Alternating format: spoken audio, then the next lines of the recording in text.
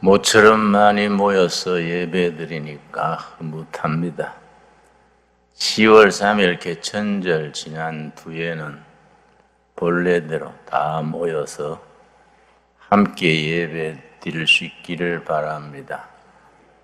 또 이렇게 음향, 조명, 방송 장비를 완벽하게 갖추고 나니까 참 한결 감사합니다. 국내외에서 방송 장비 조명을 우리가 완비하는 데 참여하신 분들이 많습니다. 그분들께 감사의 뜻을 전합니다. 한 젊은이가 군에서 제대하고 난 뒤에 평생 자기를 위해서 희생하고 헌신한 어머니 모시고 둘이서 살았습니다. 제대하고 난 뒤에 취업을 하려고 여러 회사에 이력서를 내고 가서 면접을 하고 했는데 요즘 취업이 어렵지 않습니까?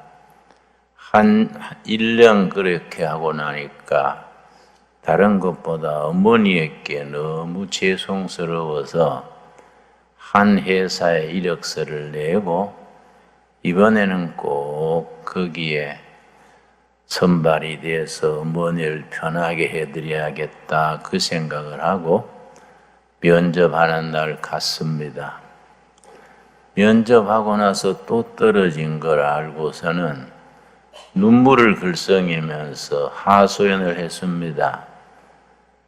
선생님들 회사에 사정이 있어서 나를 못 뽑아주시겠지만은 내가 노모를 모시고 있는데 정말 어머니한테 효도하고 싶습니다. 내 어머니 생각에서라도 이 회사에 꼭 내가 열심히 일하고 섬기고 싶습니다. 그걸 그 회사 사장님이 들었습니다.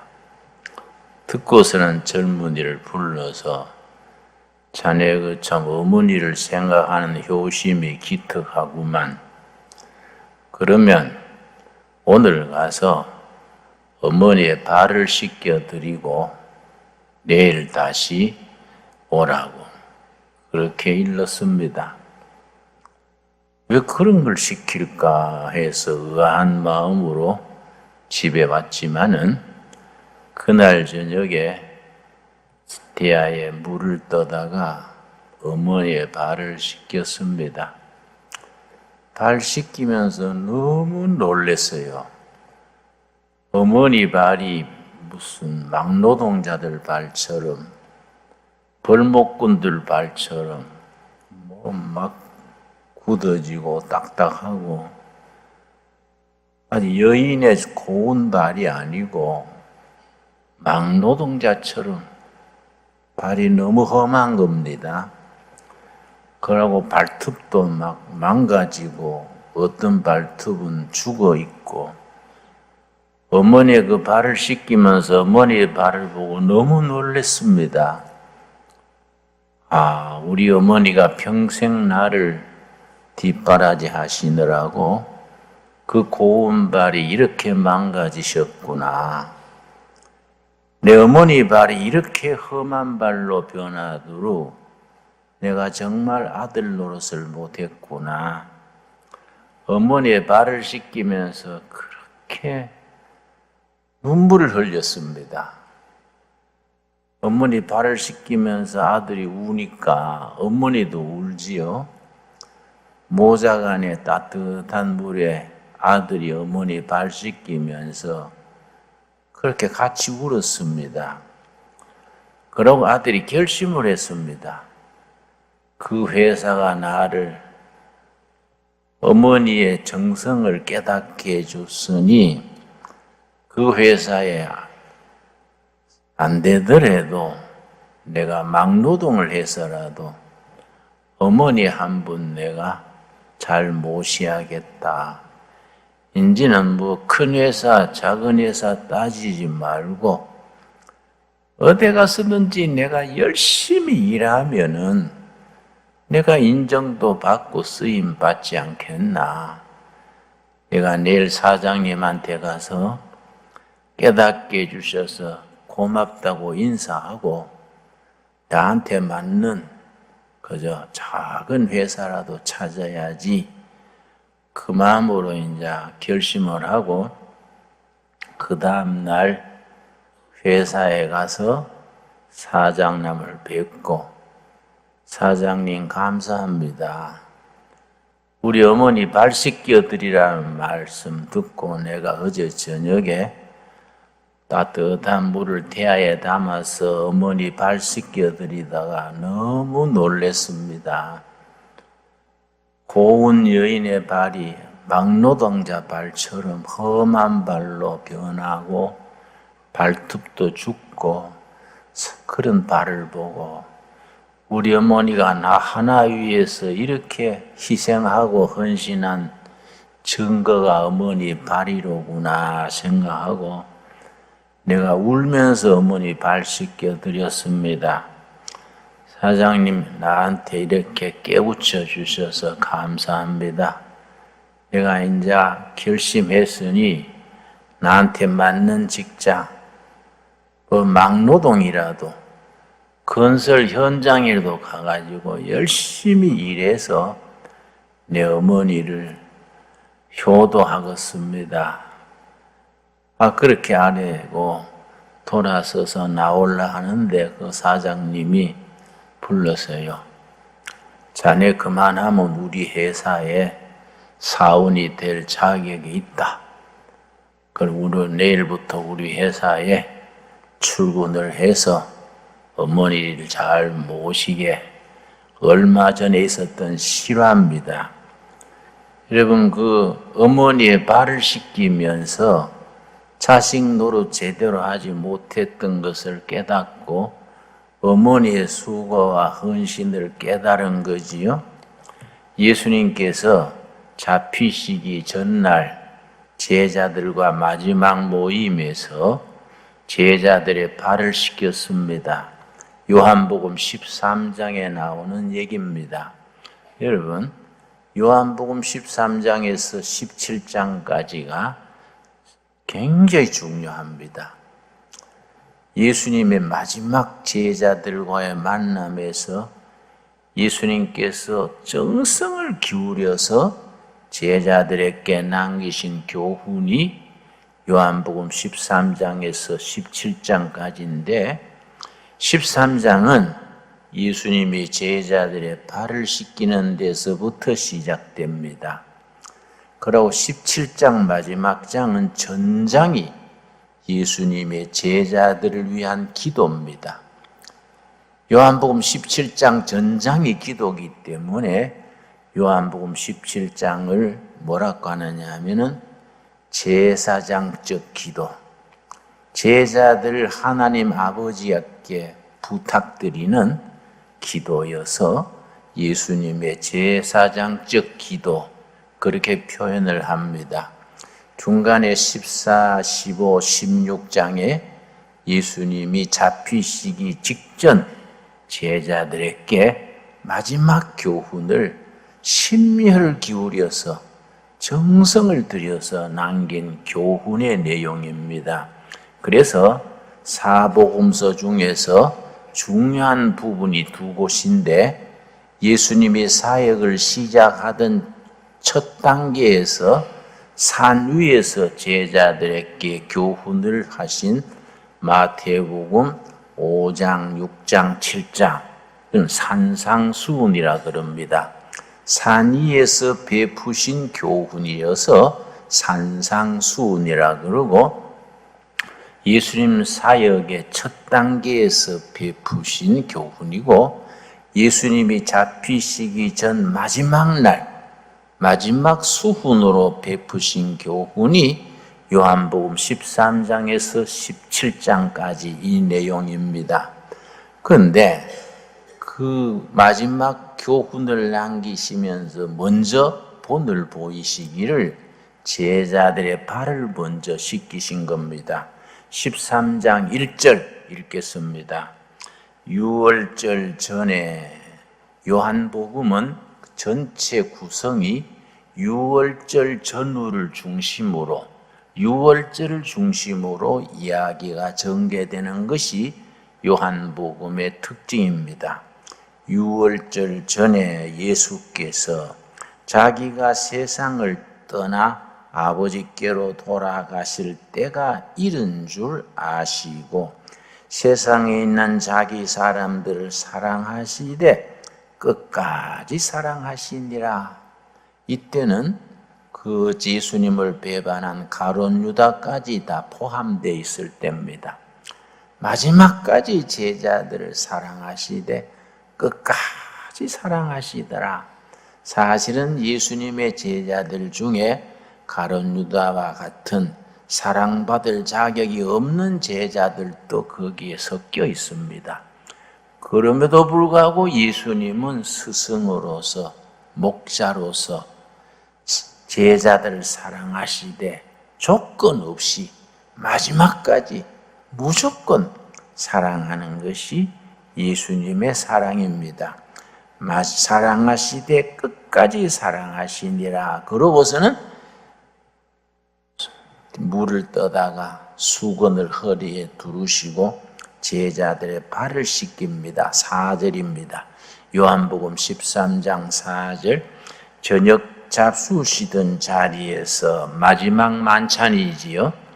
일어나 겉옷을 벗고 수건을 가져다가 허리에 두르시고 이에 대하여 물을 떠서 제자들의 발을 씻으시고 그 두르신 수건으로 닦기를 시작하여 이에 대하여 물을 떠서 제자들의 발을 씻기는 장면이 이제 나오고 그 다음 발 씻기시기를 끝낸 후에 제자들에게 친히 말씀하십니다. 13절입니다. 너희가 나를 선생이라. 선생을 랍비입니다. 랍비. 히브리 말로 라바이. 너희가 나를 랍비라. 선생이라. 큰 스승을 말합니다. 사부님 이런 뜻입니다. 나를 랍비라 주라. 나를 선생이라 또는 주라 하니 주는 아도나이란 말인데 생사여탈권을 가진 주인 아도나이입니다. 히브리 말로 아도나이. 너희들이 나를 랍비라 아도나이라. 큰 스님이 선생님이다. 나의 주인이시다.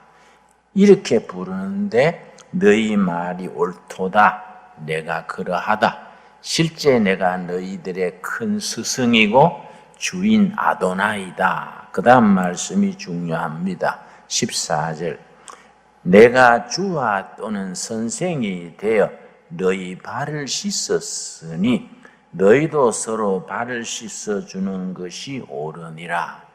너희들의 스승 되시고 주인 된 내가 너희들의 발을 씻겼지 않느냐? 왜 그렇게 했겠느냐? 너희도 세상에 나가서 발을 씻겨주는 사람이 되라. 서로 발 씻겨주는 사람이 되라고 내가 시범을 보인 것이다. 15절에 그 말씀입니다. 내가 너희에게 행한 것 같이 너희도 행하게 하려 하여 본을 보였노라. 이 본이란 말은 동양적인 표현은 인감도장입니다. 인감도장 하나 가지고 계속 찍으면 되지요.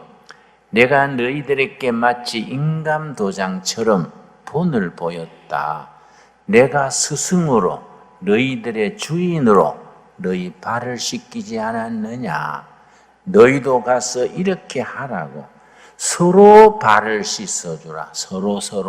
서로 발을 씻어주는 그런 실천하는 삶이 되라고 내가 본을 보였다. 이렇게 내가 너희의 본이 되었다.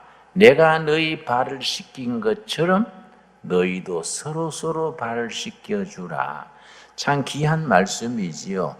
우리 기독교적인 지도력, 기독교적인 섬기는 정신은 발 씻겨주는 정신에 잘 나타납니다.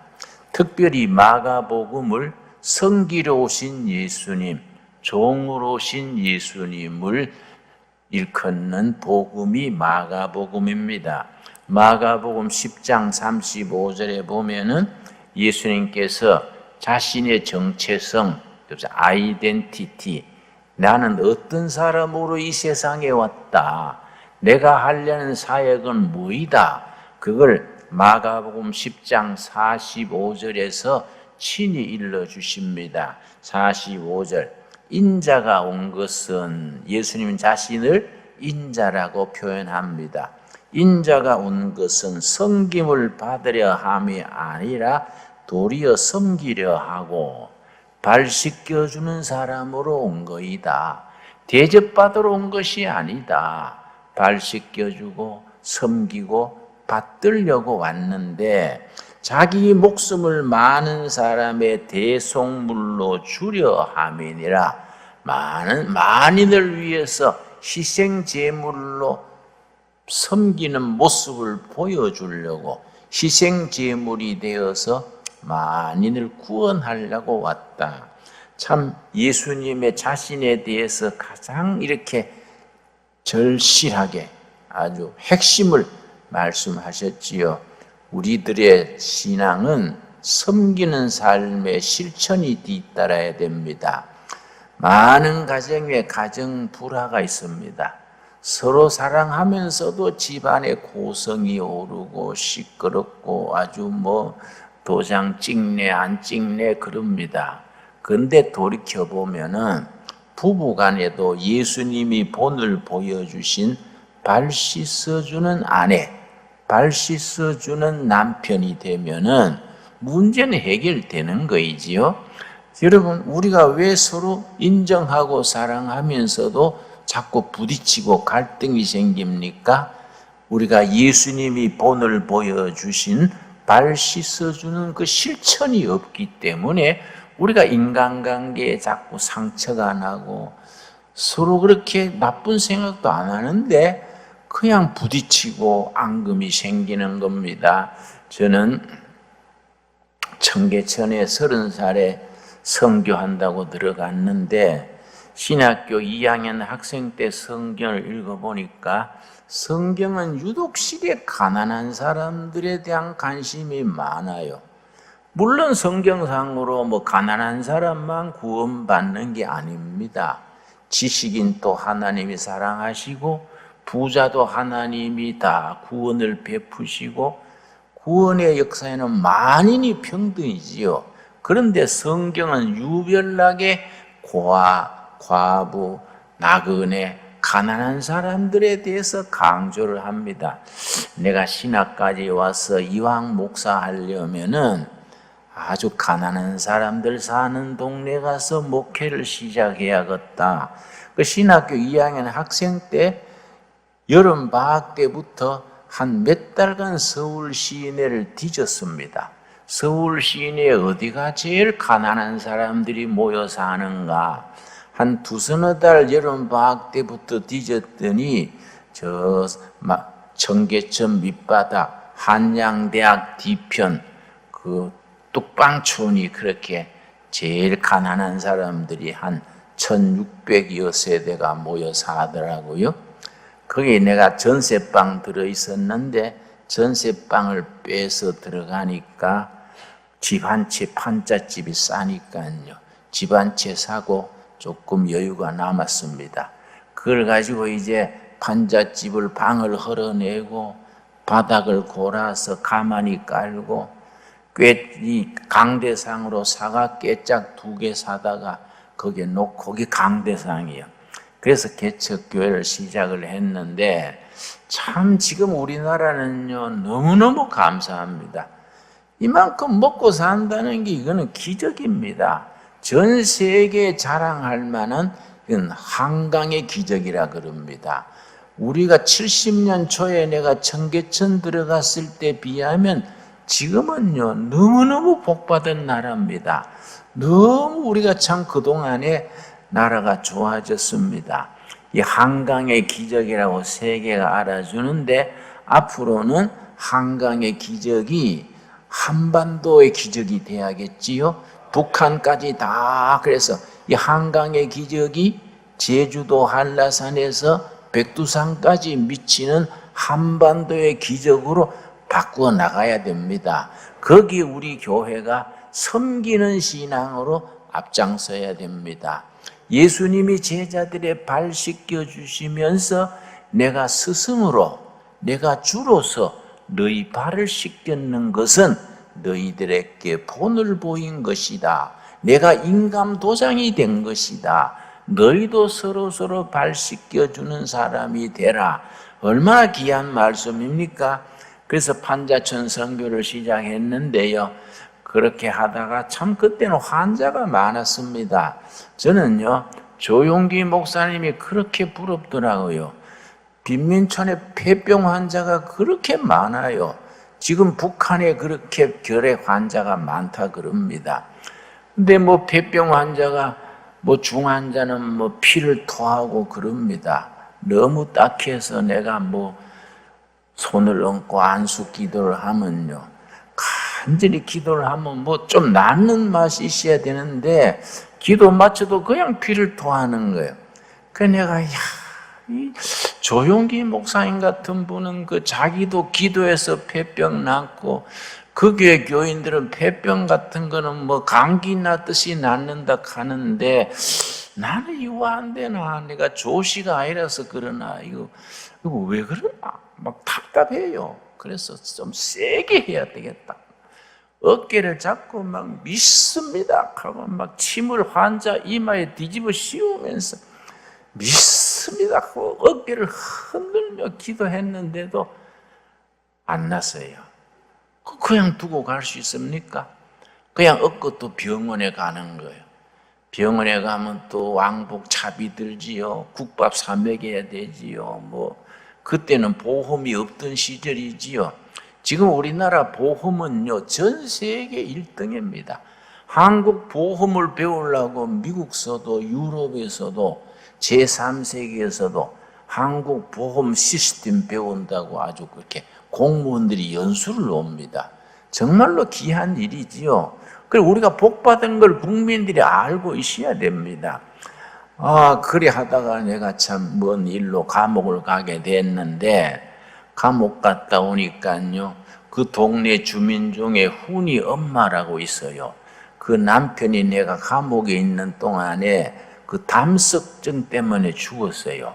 담석이라는 거는 수술해서 그 담석 뽑아내면 사는데 도와주는 사람이 없으니까 기회를 놓쳐서 죽었어요. 그 내가 감옥에서 석방돼 나왔더니 훈이 엄마가 날 붙들고 울면서, 그때 내가 전도사 시절이요. 전도사님이 계셨으면 우리 남편 안 죽었을 텐데 전도사님이 없으니까 담석으로 죽었어요 하고 울더라고요. 그래, 이왕 죽은 사람만 할 수 없고 애들 데리고 열심히 삽시다. 교회도 열심히 힘이 될게요. 그랬는데, 그래서 이 아줌마가, 훈이 엄마가 뭘 하고 사느냐 하면은 장안벌. 요새는 장안벌이 집이 다 들어섰지요. 서울 장안벌이 그때는 시금치밭, 비닐하우스를 했습니다. 비닐하우스 시금치밭이 쫙 깔려 있었는데 그 시금치밭에 가서 밥 매주고 살아가는 거예요. 근데 같이 밥 매던 아줌마들이 하루는 나를 찾아왔어요. 전도사님, 우리 훈이 엄마 좀 도와주세요. 그래서 왜? 열심히 일하고 잘 살다던데 왜 그래요? 그랬더니 아마 큰 병 걸린 것 같아요. 그 어쩐데요? 그러니까 어떤 증세인데요? 그랬더니 자꾸 구역질이 나고요. 속이 메식메식하고 그렇대요.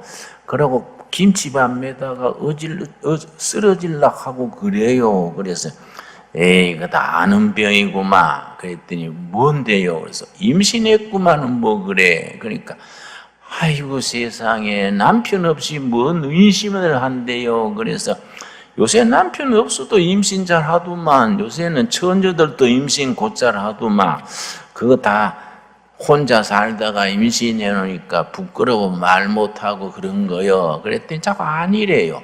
그게 아니에요. 우리가 애들 데리고 사는데 그런 남자 옆에 갈 시간이나 있습니까? 근데 아마 그 부끄러워 그럴 끼다 좀 두고 봅시다. 그랬더니 내가 동네 청년들 데리고 넝마주의를 했습니다.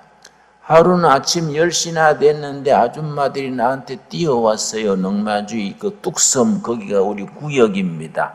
넝마주의는 구역을 나와바리 그래. 나와바리 우리 나와바리 뚝섬 끝까지 뛰어왔어요. 아이고 전도사님 우리 훈이 엄마가 일하다가 쓰러졌어요. 빨리 병원에 들어가야 되는데 좀 도와주세요. 그래서 내가 뛰어갔습니다.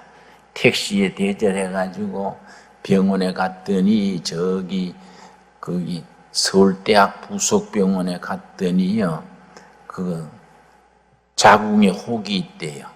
암이 아니라서 수술만 하면 된대요. 근데 수술비가 엄청나지요. 그래서 제가 그냥 좀 해주세요. 그랬더니 안 된다 그래요. 또 이화여대 부속병원에 갔습니다. 거기도 또 안 된다 그래요. 또 중앙의료원이라고 을지로 5가에 있습니다. 100군데 병원 돌고 나니까요. 돈도 떨어지고 저녁 5시도 넘어버리고 할 수 없이 업고 마을로 들어왔습니다.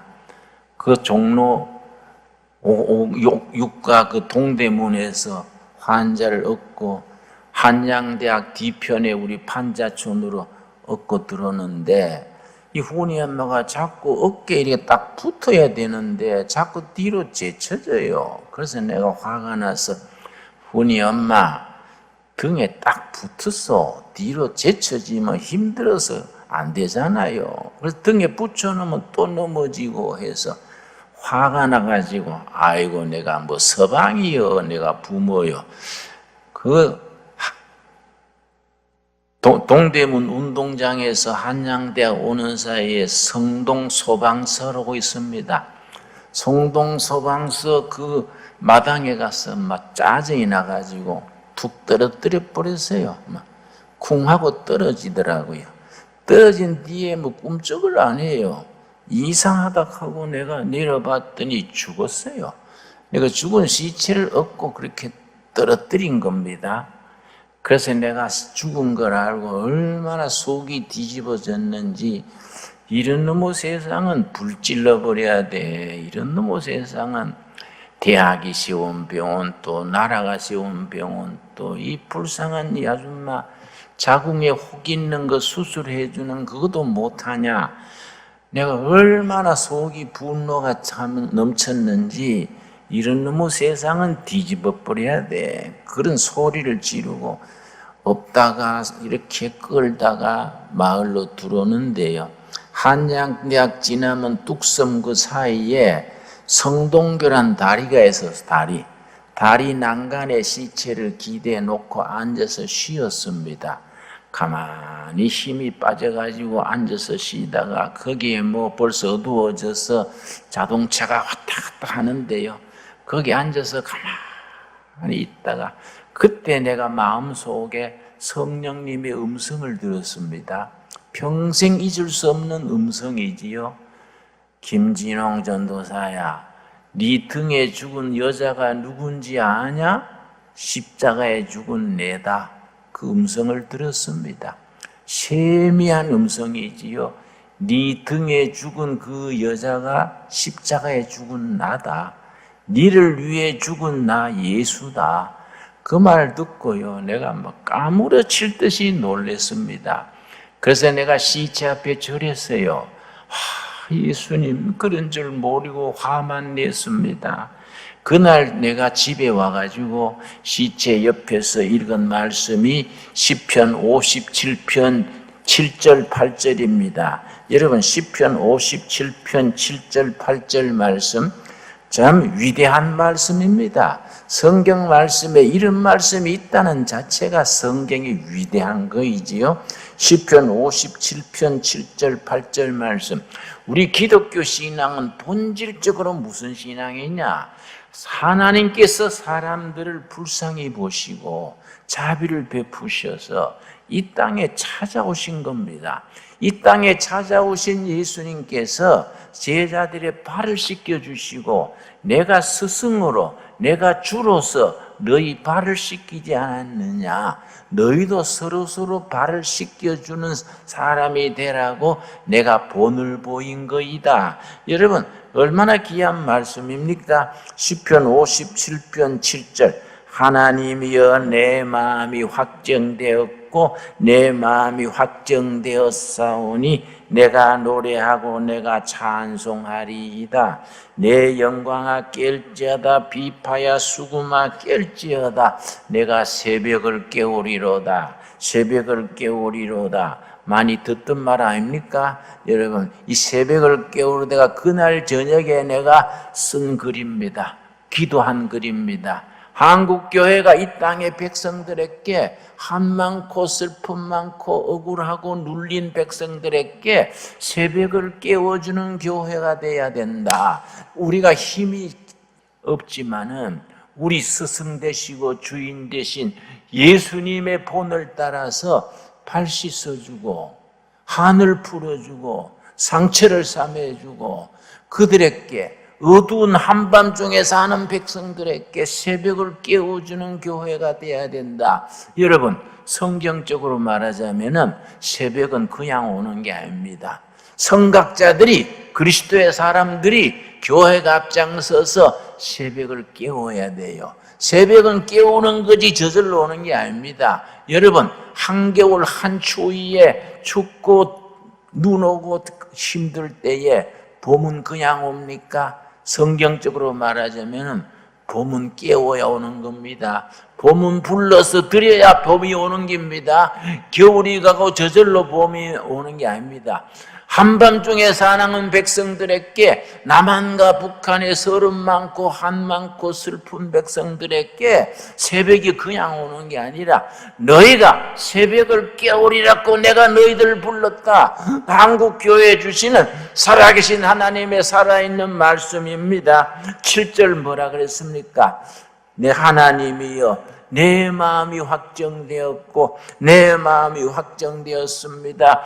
내가 사명을 깨달았습니다. 할 일을 깨달았습니다. 우리가 이 땅에 왜 태어나서 뭘 하다가 어떻게 살아야 되는지 깨달았습니다. 마음이 확정되고 확정되었습니다. 내가 노래하고 찬송하리이다. 내 영광아 깰지어다 비파야 수구마 너 깰지어다. 여러분 기타야 아코디언아 노래해라. 우리가 새벽을 깨우리로다. 여러분 우리 교회가 하는 사명이 뭡니까? 목사 장로 우리 크리스찬들이 해야 될 사명이 뭡니까? 이렇게 어두운 밤중에 탄식하고 하늘 쌓고 아픔과 상처를 싸매고 살아가는 백성들에게 복음의 능력으로 말씀의 능력으로 새벽을 깨우는 일, 새로운 시대를 만드는 일, 절망이 변해서 희망이 되고 슬픔이 변해서 기쁨이 되고 어둠이 변해서 광명이 되는 세상을 만드는 일, 우리들에게 맡겨진 사명이요 우리 교회가 감당해야 될 시대적인 사명인 줄로 믿습니다. 그래서 교회가 중요한 겁니다. 교회가 없으면 이 나라가 안 돼요. 교회가 없으면 이 나라의 미래가 없습니다. 교회가 없으면 백성들, 민초들에게 희망이 없습니다. 그런 사명을 깨닫고 비파야 수구마 깰지어다 노래할지어다 내가 새벽을 깨우리로다. 여러분 복음의 증인들이 그리스도의 용사들이 복음의 전사들이 이 땅의 골목마다 도시마다 시골마다 북한 땅까지 새벽을 깨우는 사명을 감당하는 일, 이게 우리에게 주신 살아계신 하나님이 맡기신 사명인 줄로 믿습니다. 그런 사명을 감당하는 데 제일 앞장서는 우리 신광두레교회가 돼야 될 것입니다. 그렇게 될 줄로 믿습니다. 그런 사명을 감당하라고 우리를 다 멀리서 가까이서 부르신 겁니다. 신강교회 성도들아 새벽을 깨워라. 새벽을 깨우는 교회가 되라. 그런 성도가 되라. 내가 발 씻어주면서 본을 보여줬다. 내가 본을 보여준 대로 너희들이 서로서로 그렇게 살아라. 아멘으로 응답할 수 있게 되기 바랍니다. 기도하겠습니다. 하나님 감사드립니다. 우리가 이 시대에 이 어두운 세상에 한밤중에 탄식하고 상처받고 아파하는 백성들 사이에서 복음의 능력으로 하나님의 사랑으로 그리스도의 십자가의 보혈로 새벽을 깨우는 사명을 감당케 하여 주시옵소서.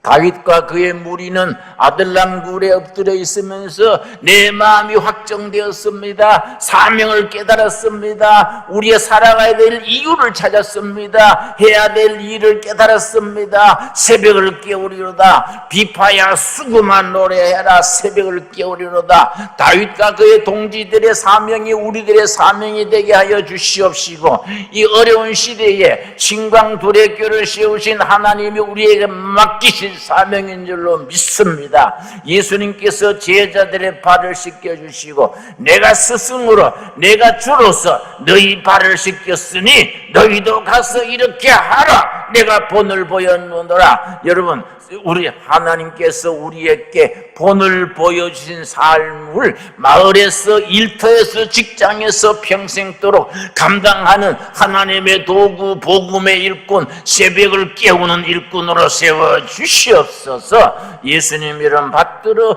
기도드려 싸움나이다. 아멘.